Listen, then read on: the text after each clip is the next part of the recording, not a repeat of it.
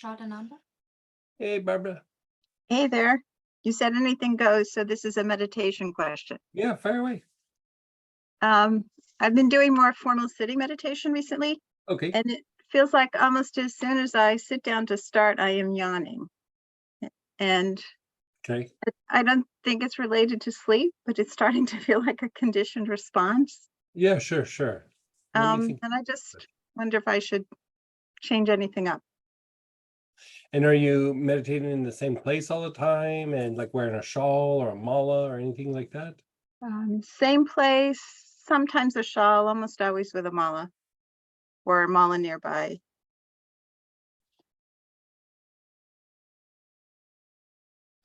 Try cleaning your space. Like, Okay. do you burn incense in there from time to time? I could do it more often. That has occurred to me. Yeah, like, and sometimes it's not even that it's like negative energy, it's just like excess. It's like it just gets congested in a particular area. And so you have the ones from the Sandal Fun kit. You could use something out of there. Like the Solomon's Hyssop probably would do it. Nimbus would probably do it. Like one of those two. Do Solomon's Hyssop, Nimbus, or maybe even Chakra Root Cleanser. Great. Thank you. You're so welcome. Good luck with your meditations. Thanks. I also wonder if there's a connection with, I do an intention. I mean, I asked for a blessing for my intention for the meditation, and it almost feels like it happens shortly after that. Well, especially with the work that we've been doing, it increases the potency of like invocations and the ability to go into an expanded state. And so, a lot of times when we go through and we do an invocation, it's got to kind of work the way through the layers, you could say. And we've been doing some pretty intense work the last few months, and sometimes really deeply purifying, sometimes very like soothing. Like the one coming up this next weekend is really kind of soothing and just helps for like adjustment and adapting and everything. But the goal is so that you're able to maintain a state of oneness or connection to the higher soul. But like when you sit down and meditate, it almost, like you said, it's like boom, and it almost starts happening without even going through the process. Like, remember telling one of my teachers, like this is many years ago, I was like, I used to do all these steps and now I just feel like I can just hit it without doing the steps. And they said something to the effect of, the steps aren't the point, like getting you to that place is the point. And once you get to that place, the rules kind of change a little bit. And, I could see that very easily happening for you. Yeah. Okay. So I had a relate question when if you think, if it like just to keep on that subject, like there's been times where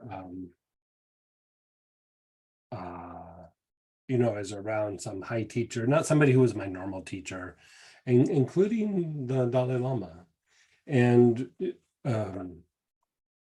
we would do times where there was things where we did like practices and everything, and some of the most intense times where we weren't even doing a practice, we were just sitting and being quiet. Like it was just like, okay, just reflect. Like it wasn't like, okay, we're going to do this meditation, we're going to do this breathing exercise, we're going to do all these things, and just sitting there and reflecting, and boom, I took off. And we get so used to the technique like being the thing that gets us there, but eventually you can, I don't want to say you let the meditation go, but it's almost like you don't get as dependent on the practice itself, because you're reaching like a different state, and so it doesn't mean you don't go back and visit the meditations, because like even when you're in that state, you kind of experience it for a while, and then when you go back to the practice, it's even stronger, even deeper, like in the pH circles,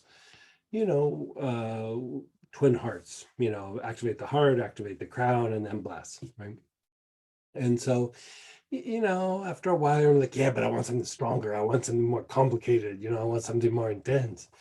And I did twin hearts every day for a very long time, many years.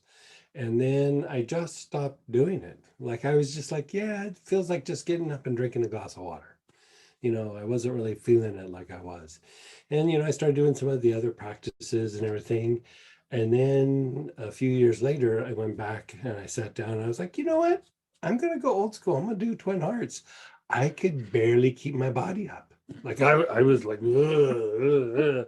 I was like, when did twin hearts get so strong? But it's like, as you change, the practice changes. You know what I mean? And so, you know, I went to Master Cho at the time, and he was like, "Why did you stop doing twin hearts?" And then after we got over that, um, uh, then he goes, "Well, I can tell you've been doing your other practice because, like, your experience with it, the intensity, like you bring it back to that practice." That makes sense. Thank you Yeah, for sharing that. yeah, yeah. And the last piece